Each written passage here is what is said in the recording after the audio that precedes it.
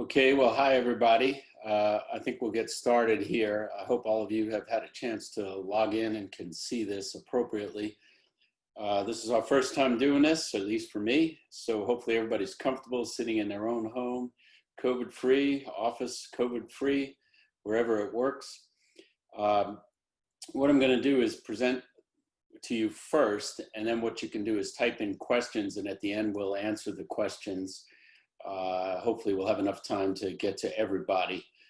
And without any further ado, let's get started here. I'll go ahead and share my screen with everybody. And everybody should be seeing this.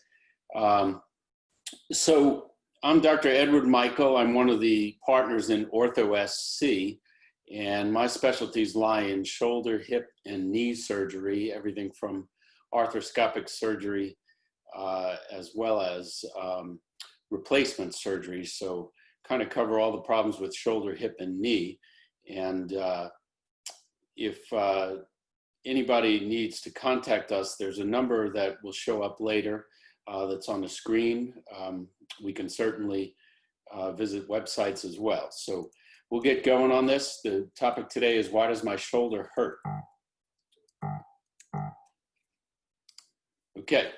So the shoulder, you know, the problems with the shoulder can cover volumes, but I'm going to limit this to several topics. It still is a lot to cover today, but it's geared more toward what I happen to see in my office and what's seen in this area. But of course, it's not complete.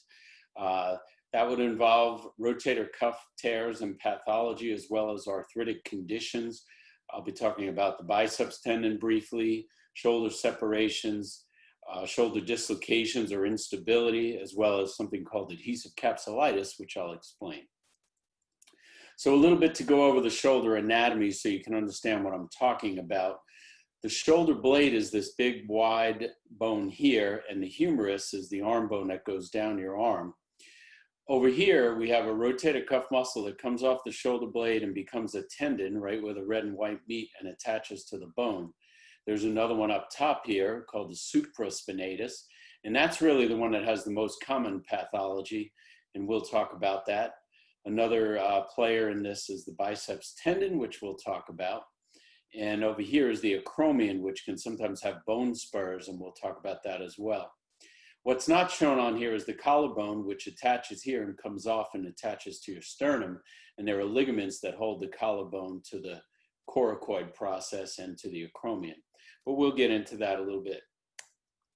So what does the rotator cuff do?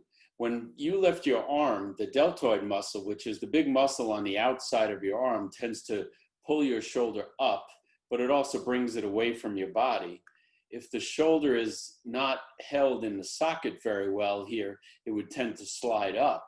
So one of the jobs of the rotator cuff is to hold the socket together so that it does not slide up. But it also helps the shoulder rotate. So by pulling this way, it tends to rotate the bottom that way. So hence the name rotator cuff. So what are some of the symptoms? People get pain in what we call the lateral shoulder, the outside of the shoulder here, and it often runs down the arm. Often people say the problem's not in my shoulder, it's in my arm. Well, usually the culprit is up higher up in the shoulder.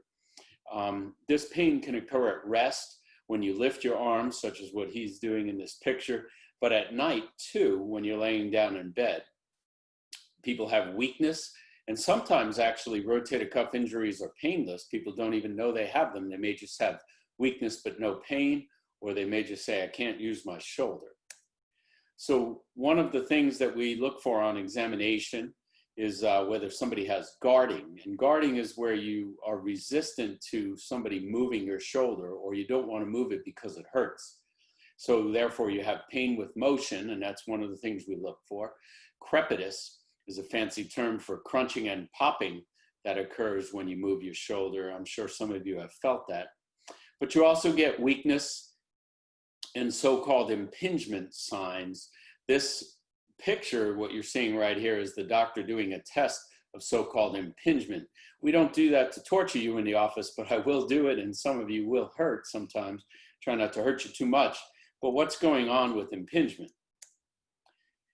The rotator cuff, which again is this muscle here and tendon that comes in here and attaches onto this bone. This bone is called the greater tuberosity, and the acromion up here is the other bone. I'm purposely trying to pinch the bursa, which is this structure here, or the tendon between those two bones, causing pain. And that gives away the fact that you have impingement. So there is a spectrum of injury in the rotator cuff, from bursitis, what you see over here, to tendonitis, where the tendon is inflamed and irritated or even partially torn, to a full thickness tear, which you're seeing here. And then it can involve more than one tendon. So this would be the subscapularis. Sometimes it involves these two tendons, sometimes the ones in the back. This is the one that's most common, and that's called the supraspinatus. When you come in the office, we'll get x-rays. Sometimes people are reluctant to get them, but they do tell us a lot of things. We may see some irregularity in the bone here of the greater tuberosity, which would imply that there has been some damage to the rotator cuff. There is also sometimes a decrease in what we call the acromiohumeral interval, so the acromion and the humerus. And if the shoulder rides up, again from that deltoid muscle pulling it up, if the rotator cuff doesn't hold it in place, it rides up, and you can see a decrease in that interval. And sometimes we're looking for bone spurs, which you see up here. We also are looking for other pathologies, such as osteoarthritis. The middle picture, where the ball and socket has no gap between the two, or very little gap down here, but up here just about nothing. That's called osteoarthritis or arthritis. There's various forms of it. And so a normal shoulder wouldn't show that. And then the other thing we look for, commonly seen, is what we call rotator cuff tear arthropathy. And when you've had a long-term rotator cuff tear, the shoulder, because of the abnormal motion, starts to have some degeneration in it. And the picture can look like this, where both the ball and socket are degenerated and the interval is gone. We might order an MRI, and this would be just a normal MRI for reference. We see the muscle of the rotator cuff here coming out, becoming a tendon, this black area, which attaches to the bone right here. And then if you can also see inflamed tissue sometimes, and we'll get into that for a second, but this is the acromion, this is the acromioclavicular joint, and this is the collarbone. And so the bone edge, the hard bone, the cortex, is the black line, and the bone marrow is the bright white line. And what we're seeing right here is a little bit of what we call the biceps tendon. So here's an abnormal MRI. We see the rotator cuff tendon comes in, and it's got some what we call signal change in it, where it's bright here. That would imply that the rotator cuff is inflamed or irritated. And then on the left, we can follow this tendon out, and it no longer attaches all the way here. That's a rotator cuff tear. So non-operative treatment of the spectrum of rotator cuff disease can be multifactorial. One is to remove the behavior that is irritating it. If you're doing something in particular that seems to irritate it, this can help by modifying and thereby not irritating the rotator cuff. We may give you anti-inflammatory medicines by mouth. We would most likely put you on a home exercise program to strengthen the rotator cuff. I strongly encourage generally physical therapy. It's a big help for people to get them better if they're not getting there on their own. And then the last thing would be injections. The exercise program is designed to stretch the joint capsule, the ligaments that hold the ball and socket together. Sometimes that can squeeze your shoulder up toward your head, causing the rotator cuff to impinge. It also strengthens the rotator cuff, helping it to perform its main functions and decreasing the superior migration of the humeral head. The majority of people can be treated non-operatively. Those are people with tendonitis, bursitis, partial rotator cuff tears, or even some rotator cuff tears. Sometimes it's a small tear that's not bothering somebody so much, so we can get by with non-operative treatment. But in people who have an irreparable tear or are unhealthy, we may be forced to treat those non-operatively. And then for people who have failed conservative care, which I've listed on the previous slides, we sometimes perform surgery. And in most people who have a rotator cuff tear, we would like to repair it because of the fact that down the road, they're probably going to have more trouble and it's easier to treat it when we get it early. So what is the surgical treatment? For rotator cuff tears, virtually all of that now is done arthroscopically. We can make very small incisions and put small devices in with fiber optics and look in your shoulder. The video camera gives us the picture. And this minimizes damage to the other structures by making small incisions rather than the old way we used to do it, opening up the shoulder. And various instruments can be used to repair different things that require addressing. So one of the things we do is what we call a decompression, where we would go in and we'd remove a bone spur under your acromion, taking away that bone spur that might be digging into the rotator cuff and causing impingement. We may turn the bone spur into what we call a type 3 with a large bone spur and grind it off and make it flat so that when you lift your arm up, you're not having issues with the impingement.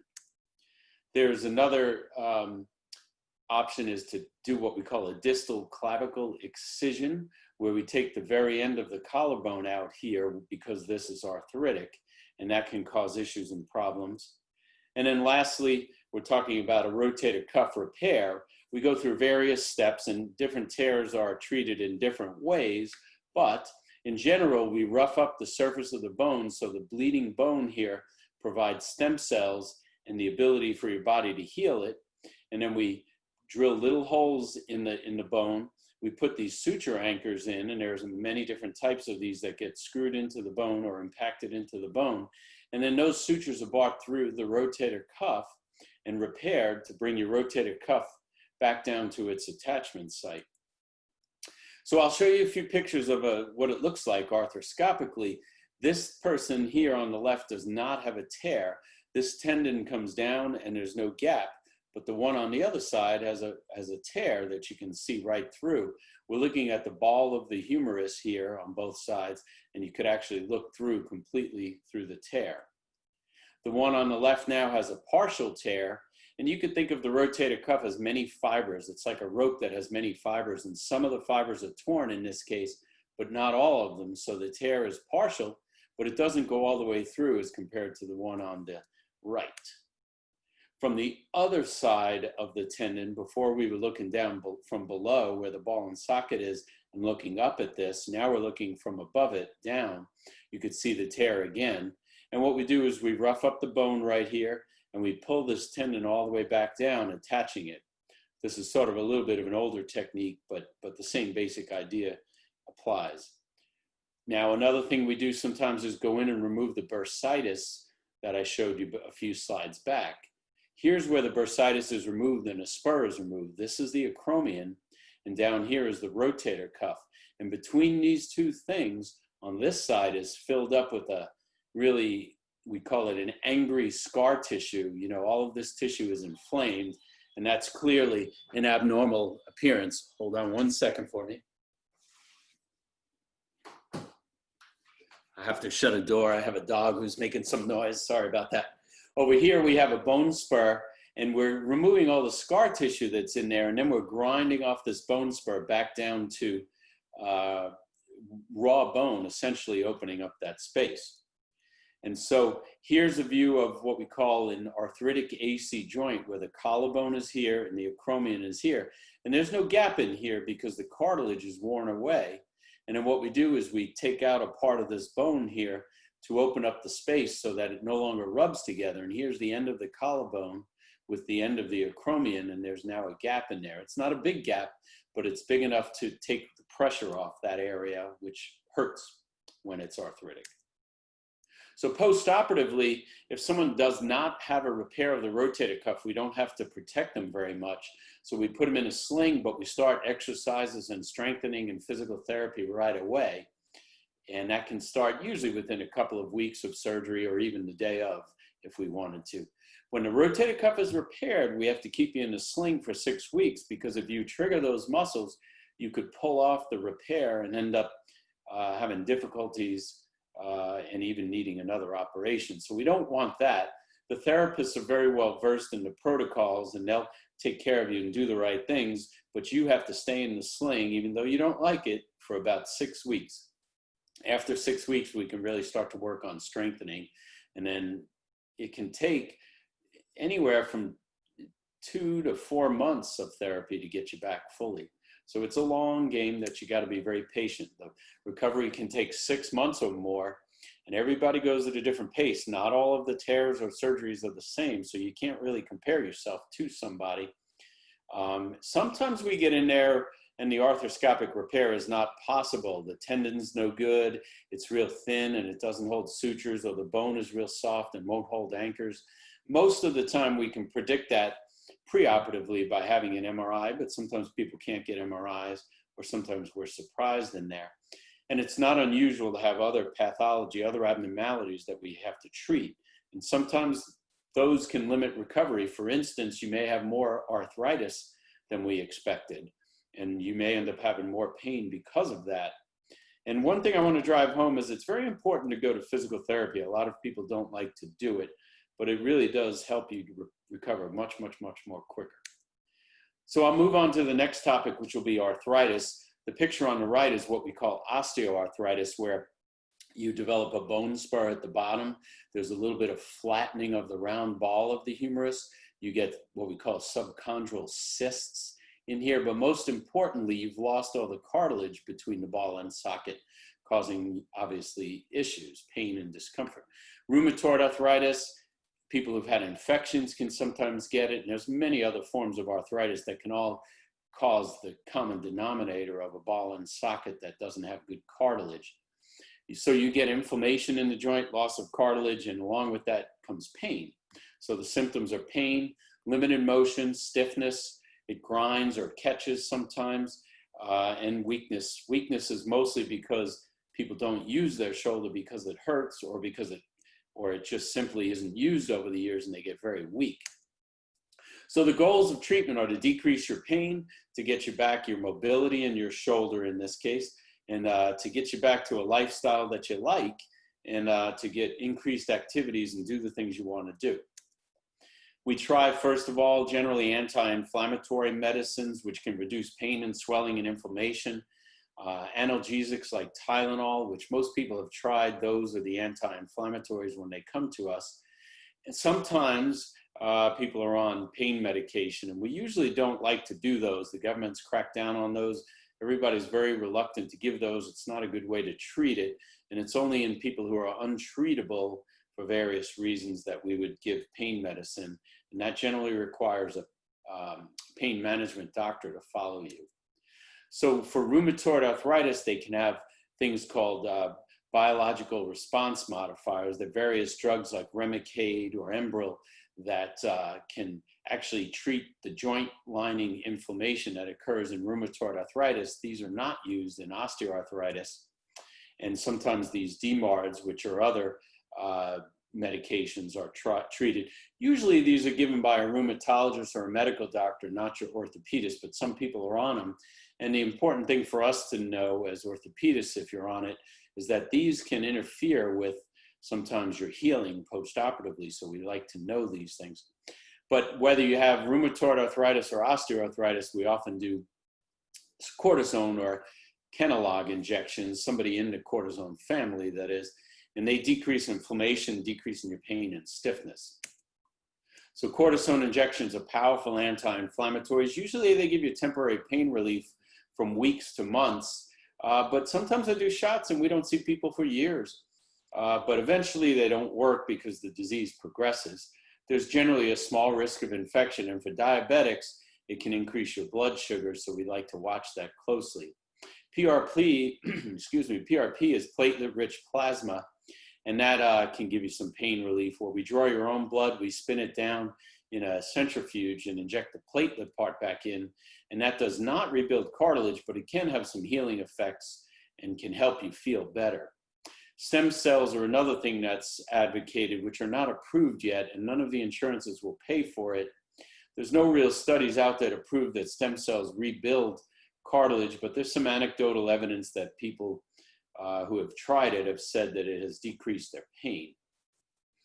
So non-surgical treatment, again, activity modifications or assistive devices, maybe to help you reach up high, stretching and strengthening programs to loosen up the joint and to get the strength and function back, as well as physical therapy.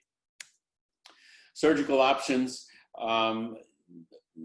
Synovectomy and arthroscopy are not done as often, but I'll get into that in a minute.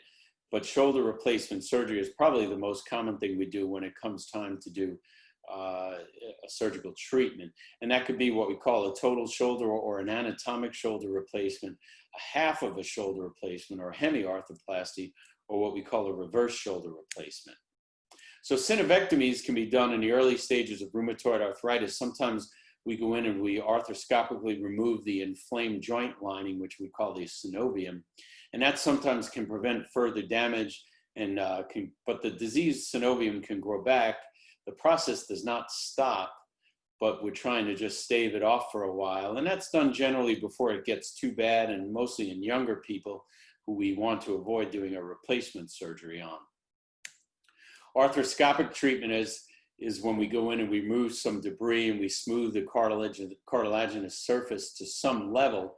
It can decrease further joint lining damage to some extent, and it may give some relief, but we usually don't go in there just to clean up the arthritis. Most of the time, these are seen secondary to a shoulder. Perhaps you go in and do a rotator cuff repair or some other treatment, and you find out that the socket has arthritis here. You can see this, what we call crab meat appearance.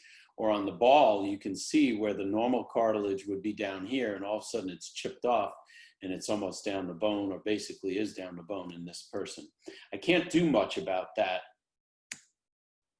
Most of the time we're doing replacement surgeries where we replace the ball and socket. There's several types that are available, and the surgeon will discuss this with you. The choice is based on your age, your lifestyle, the degree of damage, and what is actually torn or broken or wrong with your shoulder. We replace with the socket with what we call a glenoid component, and then we put a humeral component on the humeral side. These can be the anatomic one, where the ball and socket is just like your regular shoulder, or reversed, where the ball is here and the socket is here. I'll get into that a little bit in a little bit. So when is shoulder surgery right for you? Basically, when you're having a lot of pain and lost function, your quality of life has decreased, medications, physical therapy, and exercises have not worked, and the injections aren't giving you pain relief. If you're healthy enough, we can go about surgical replacement. So again, this part goes down in the humerus, where we have a so-called stem that gets put into your humerus, usually without any kind of cement, and this surface is rough, so your bone kind of grows into it, and it becomes fixated to your bone, and we replace the ball with a stainless steel ball, and on the socket side we put a new surface of the bone, which is a plastic polyethylene liner, and then there's little drill holes where these spikes sort of go into your bone to anchor it. Sometimes you will get what we call a hemiarthroplasty, where only half of the side is done, where the cartilage is still good over here, but the other side has lost its cartilage. Sometimes that's done in people who have rotator cuff tears, wherein we can't put in what's called a reverse shoulder replacement. But our main option, usually with a rotator cuff tear and arthritis, is a reverse shoulder replacement. And on the other side here shows basically the humeral component here in your bone with the ball. And then on your socket, which is attached to your scapula, the shoulder blade, is the glenoid component. So the reverse shoulder placement, as I alluded to, is done with people with poor rotator cuff tendons. And remember, the shoulder migrates upward, so the ball and socket no longer lines up. This ball belongs down here. And in that case, we put in a reverse shoulder replacement, which actually brings your shoulder out and down, and it brings this bone further away from here, allowing the deltoid muscle out here to counteract the lack of rotator cuff. So who are candidates? You know, older patients who have significant pain with little to no active movement. And when I say older patients, I don't necessarily mean 80 years old or so. We sometimes do replacements in people who are 45, but what I mean is we don't tend to do them in 20, 25, 30-year-old people. It's not recommended for that age group because the shoulder often doesn't hold up for that long of a period of time in people who are real active. So in people who don't have good bone, i.e. severe bone disease, we might not be able to do a replacement. If people do not have an active deltoid muscle function, maybe they've had a nerve injury or a tear in that muscle that precludes good function, they generally are not able to lift their shoulders, so we don't do it. And then very physically active people can make the shoulder loose in no time if they, I won't say abuse the shoulder, but by using it too much, it wiggles it free. So, you know, what are we looking for? Pain relief, improved strength, a return to mobility, and use and active lifestyle. That's what we want. So that's it for the replacements for the moment, and we'll move on to something called the biceps tendon. The biceps tendon actually has one long tendon that goes up into the shoulder joint. This is called the long head. And then because biceps means two, there's another part of the muscle here that has an attachment that goes here and attaches to the coracoid. That tendon hardly ever is a problem, and this tendon is the one that's more frequently involved. So those muscles run down the arm and allow you to bend your elbow. So in tendinitis, the biceps tendon becomes inflamed. It runs down this groove here and it gets irritated, but the attachment site up here where it goes into the joint can also tear. These are so-called slap tears. So sometimes they rupture here, sometimes they are irritated here, and sometimes the tendon actually ruptures because it's been worn away over the years, and it's sort of a straw that breaks the camel's back that one day, pop, it just ruptures, and often that gives people pain relief. So what do we do for it? If it doesn't rupture and people still have pain primarily from the biceps, we sometimes repair the attachment site here. This is a so-called labrum repair. We sometimes cut it off in the joint here and then reattach it here where it's in the bone, and there's various techniques to do this so that it's now attached in the bone and doesn't run back and forth in that groove causing you problem.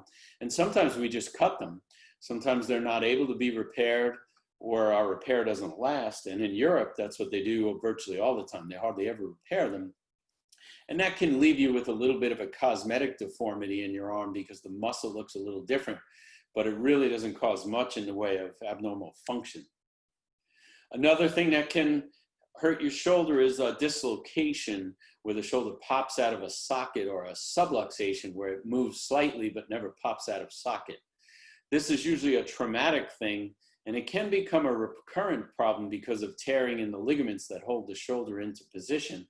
And you could damage other structures such as your biceps tendon, your rotator cuff, or in this case, fracture your part of your humerus.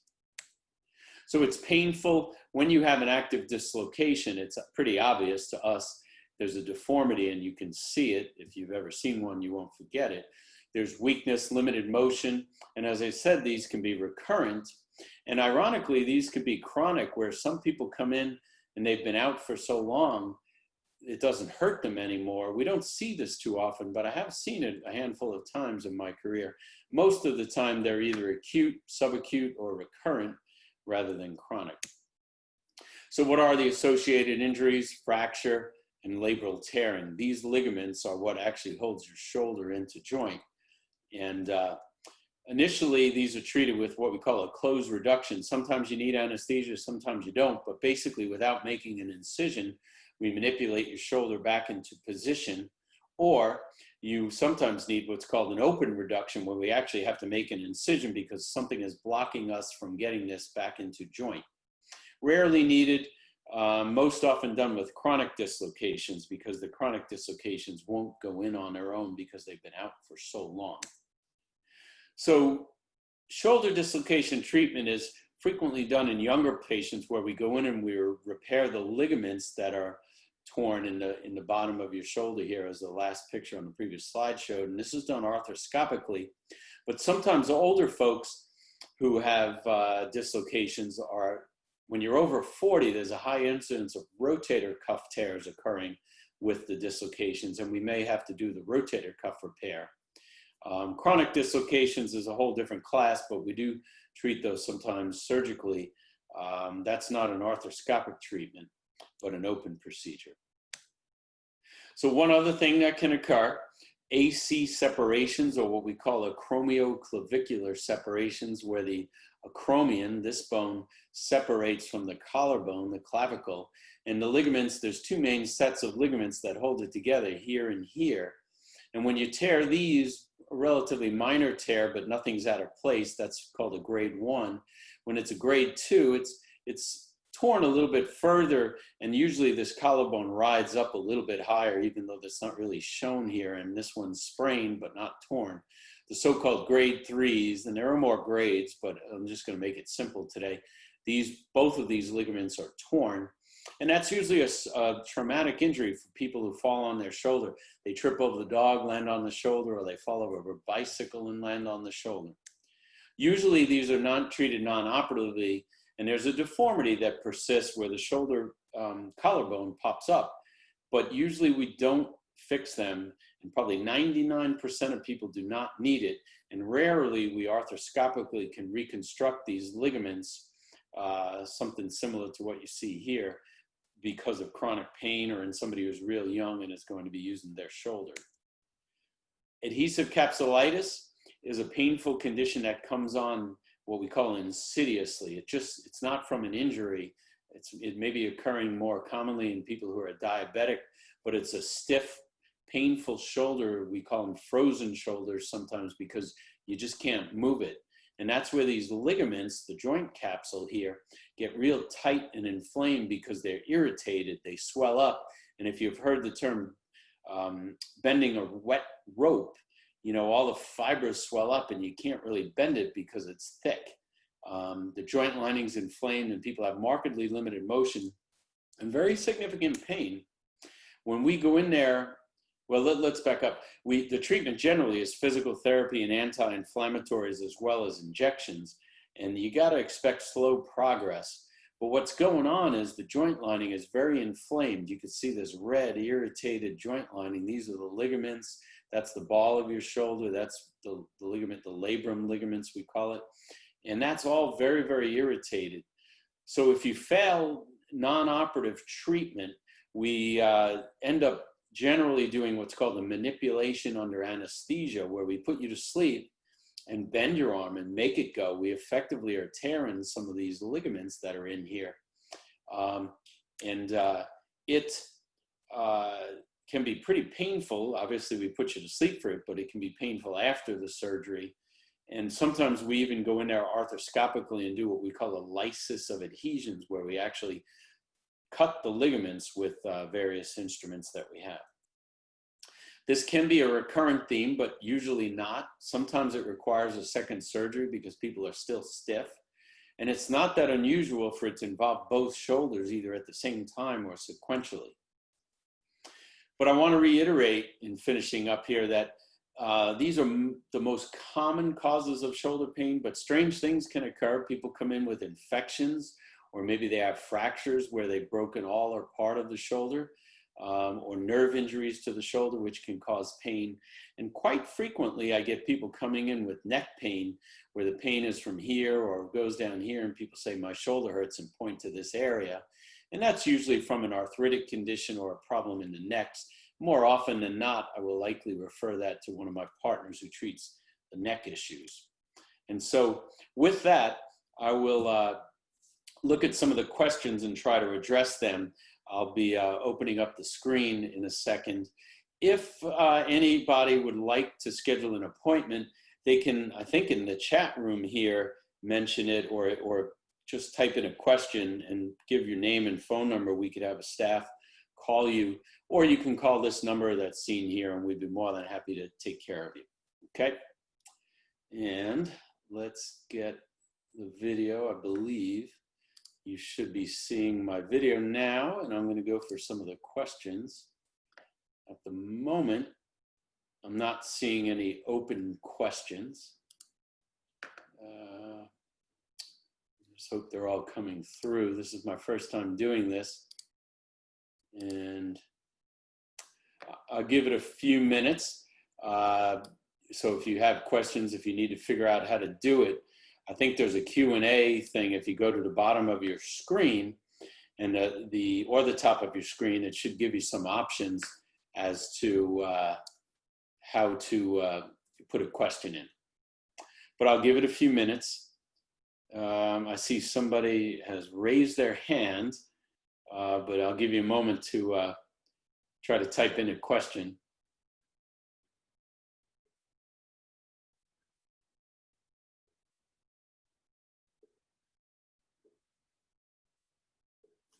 I wonder if I'm able to chat.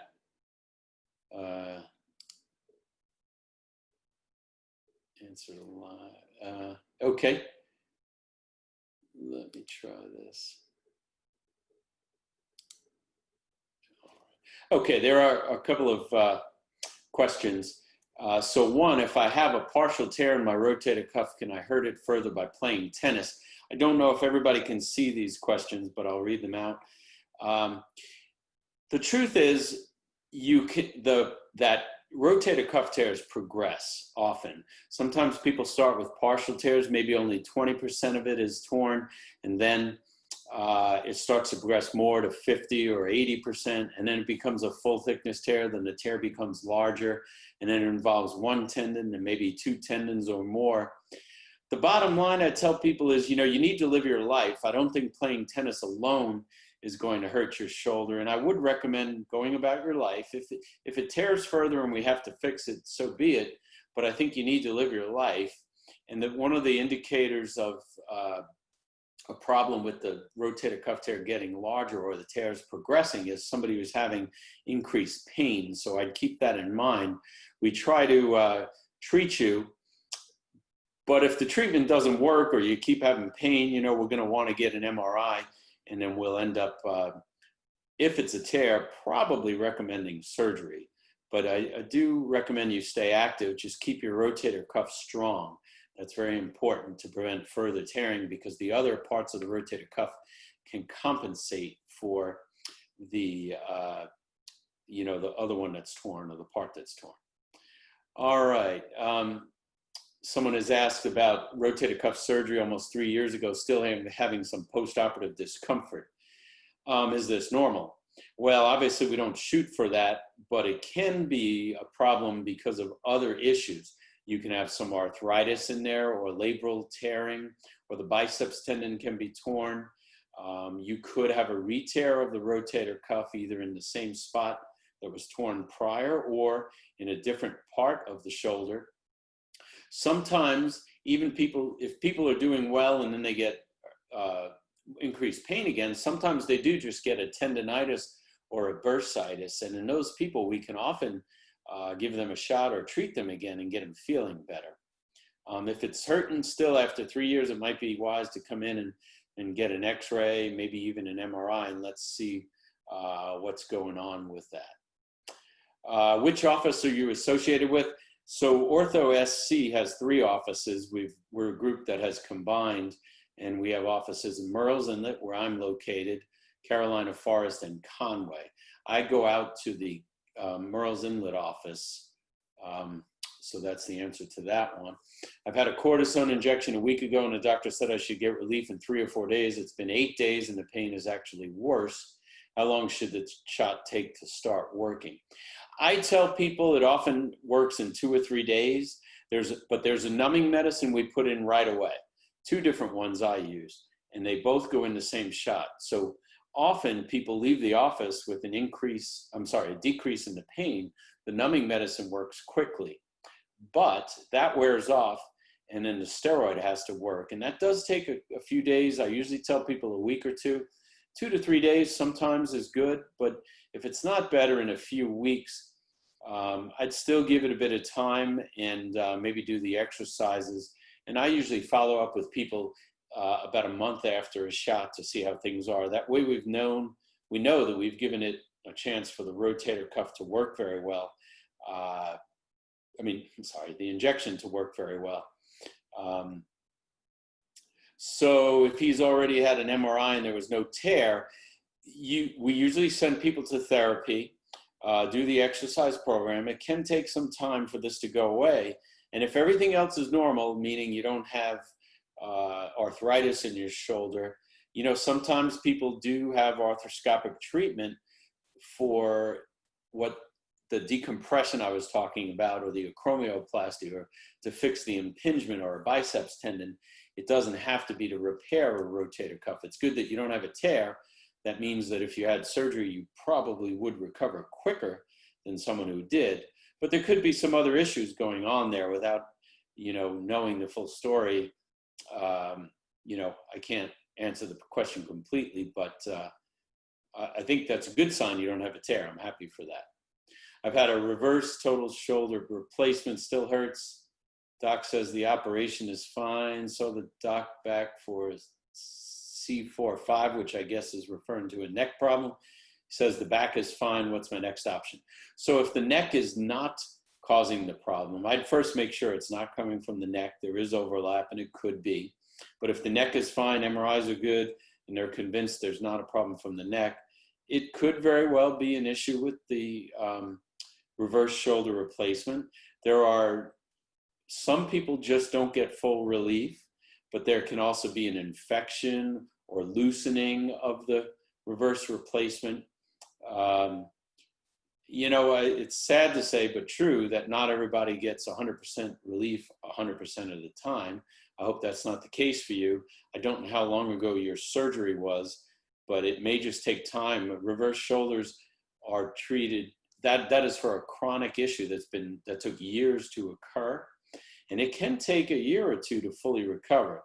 Most of the time, people are recovering very well with reverse shoulder replacements if it's done for the right reason. Okay, and I see another person, I won't say the name, who would like to get an evaluation, and I could have one of our staff call you. I don't see any more. Is there a way to watch this again? That was the last question I've gotten in here. Yes, there will be. It is my first time doing this, so I think you can get at it on Facebook. It may be posted on our website, or a link to it on our website. Maybe, you know, on some of the other accounts like Twitter. But maybe somebody can answer that for you, one of my staff who's listening in. I'm not so good with the social media, but I promise we'll have it up there somewhere. If you don't get an answer to your question, give us a couple of days, and if you can call in, we can get that question answered for you. Okay, and I don't see any more questions, so given that it's been quite a while, we will sign out now.